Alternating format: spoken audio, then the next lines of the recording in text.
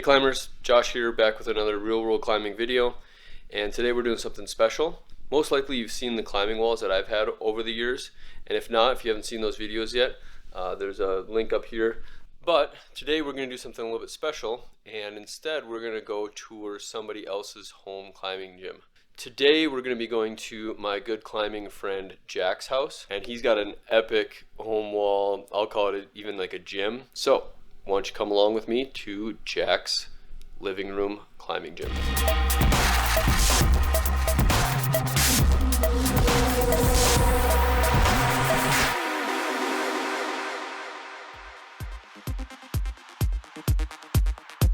So I met Jack just about a year ago. How I met him is actually he posted on a Facebook climbers group and just said, hey, I got a home wall, looking for people that want to train together. So then he's like, hey, I'm having people over on Tuesday nights. Anybody that wants to come can come climb.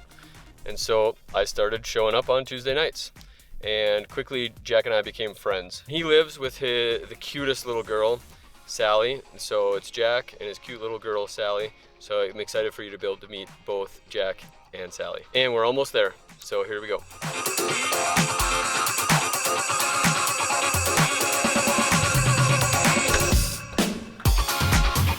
Sally! Come on in. Who's Sally? I know. Say hello. All right, so this is Jack, and you met Sally. I tricked you. That's his little girl, Sally. So like I said, Jack and I met through Facebook Messenger, right? Yeah. Like you sent out a post about looking for climbers to climb at your home wall. Yeah, during COVID, Yeah. people that were okay coming here and climbing indoors and Yeah. like bouldering and moonboarding. Yeah. And so then, he posted a picture of his wall, and I was like, that's exciting. Obviously, I was a home wall owner as well, and so pretty excited to check out his design. So we're definitely going to get into a full tour here with Jack and just hear his insight and all the different thoughts about his wall. But first I wanted to find out why you decided to build the wall in the first place. During COVID, right when they closed the climbing gyms, and I was doing I had a trainer, and I was following this training program, and I was like super psyched. I couldn't go climb at the gyms with people, and I living home alone with my dog, and I was like, I'm going crazy. And I'd already thought about building a gym in my living room, but then I worried about like putting holes in the walls. But then the gym's closed. I'm just like, screw it, and I just went for it. Oh, and also my trainer was like, you should moonboard, and I got really into moonboarding, and I was like, I could put a moonboard in my living room. That was another piece that was super exciting to me because I've always wanted a moonboard like since 2013, before they even had like official setups and they didn't have an app and everything like that. I was like, moonboard is such a cool idea, and I always wanted one, and I never had the height to build one. So that was pretty cool to be able to get some regular moonboarding with Jack. So the next one I want to ask is like, how did you decide on, building it in your living room? So like, my first thought was like, I put it in the garage. But then my garage has a weird shape, and I like having my car in the garage because it snows here too. And then another thought was the basement, because it's nice and cool down there, and it's away from everything. It's hidden.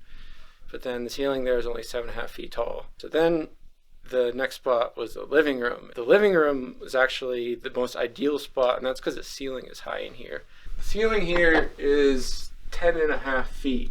And it's at an angle, so this is actually ideal for the moonboard. So that's why I went with the living room, mainly just because the ceiling's tall. So when you started in the living room, after all your other training equipment, the moonboard was the first one you started on. Yeah. So you might be wondering, like, it's set up for a moonboard, but it's not a moonboard right now. And that's because he loaned me his moonboard holds, and you may or may not have seen that yet. Depending on when this video comes out, that might be a little bit of a spoiler that Real World Climbing Headquarters Part 5 is now a thing, and there's a moonboard in there. So thanks to Jack. Yeah. We've had a blast over the last few months or year, like moonboarding in here and having friends I think we've over. been climbing here for a year. I think it's about a year that we've And met. I've had this home gym for almost 2 years now. Yeah. And so after the moonboard, Yeah. then you caught the expansion bug, I hear. Yeah, so the first problem was that I liked climbing with my friends and inviting new people over too. I invite people over, and then the moonboard was actually too hard for them, and I didn't have stuff to warm up on, and I could get bigger holds, but I had the moonboard practically filled. So then I was like, well, I guess I could make some other walls. I got some more room, and so then I kind of committed to destroying my walls. And I realized that, well, I just might as well just go for it because I'm going to be here a long time. Realized I had this way long section, and I did a lot of thinking and measuring and playing with pieces of wood at different angles to figure out how much I could make it lean to make a nice wall for doing traverses and my own problems and not have it get in the way of the moonboard. And I also had another problem. I used to have a fan right here, and I initially kept the fan for circulation. I remember that. And we would have to like turn it off if we wanted to climb problems over there. Yes, then like this whole section of this one wall you couldn't really use. So check out this traverse wall. Like literally, there's a full sheet of plywood, so that's 8 feet. It's 16 feet plus another couple feet on each side. So, I mean, and a good 10 feet high there. So it is 20 degrees on the left, and then it actually curves as you go in. And this is the back access to the 20-degree wall. And I know the back of this wall pretty well. So when we climb here, you have a built-in T-nut fixer. Yeah. So I stripped a lot of T-nuts. And then I got a little too excited and turned them too hard. And then I hop back there and we fix them together. So that's the thing with home wall owning is things happen. And so you want to have access to the back of your walls, do repairs, all that stuff. And then I also made this vertical wall with like really small holds. Right.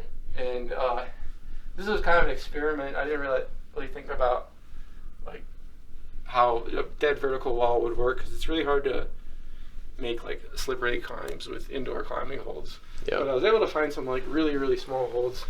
It's fun to set balancey problems. When I first came over, I was like, oh, a vertical wall, because I'm not usually a big fan of vertical walls either. But yeah, he's got these holds. Let me just try to zoom in on these holds here. He's got these holds that are basically like super slopey and super technical for feet. And then if you flip them around, there is a little bit of an edge there, but like he's got them set so that it's super hard for the feet. And that's, I think, the key to doing like a vert wall is to make it actually slabby and actually footwork, and not so much like if there's holds you can pull up on a vert wall and it gets pretty stale. But I thought you did a really you're definitely not training strength on that wall. It's all technique. Balance, yeah. And it's fun to warm up on too, just traverse in like a circle. So then you had the campus rungs here, and then we had this pull-up bar that used to be over here. Yeah. And somebody, I don't know who, but maybe planted a bug that maybe we could build a wall over there. Yeah, so then...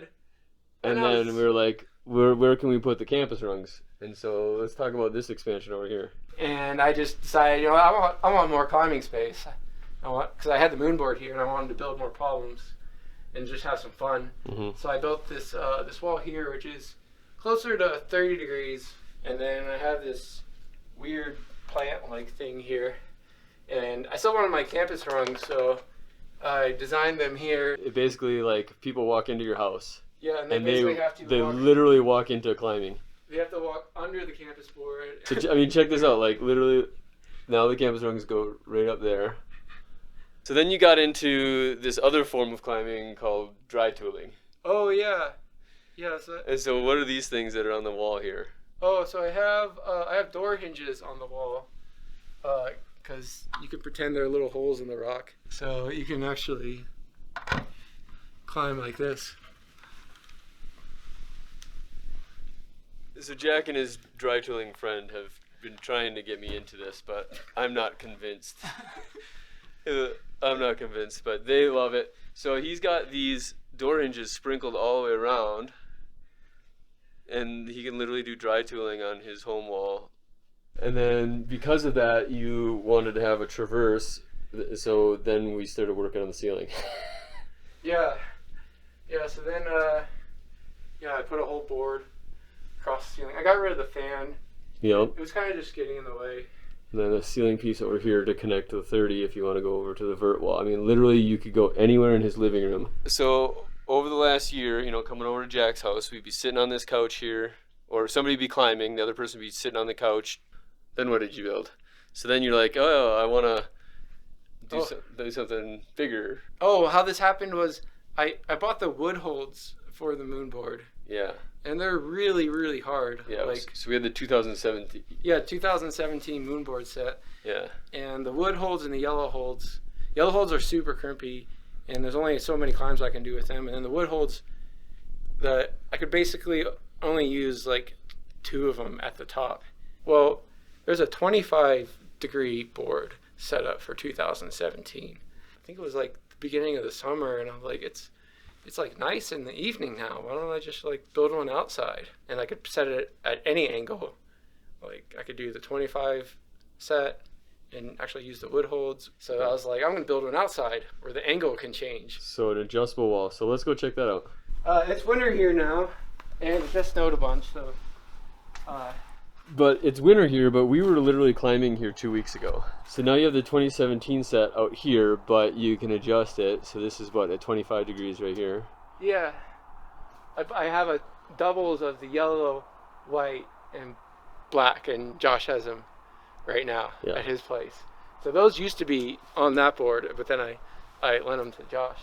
But I have the full set for 2017.